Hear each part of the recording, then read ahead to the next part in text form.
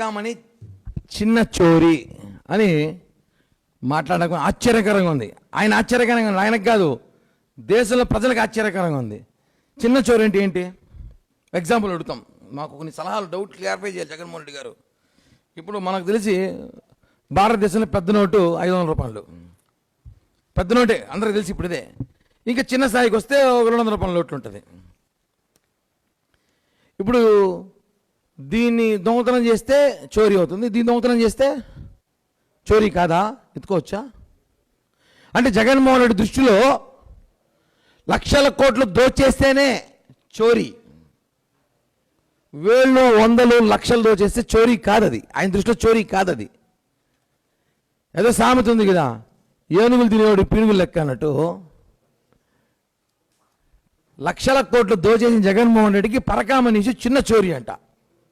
ఆ చిన్న చోరీని ఒక సినిమా కథలాగా 2 గంటల 43 నిమిషాలు చెప్పాడు, ప్రజలు వింటారేమో అనేసి.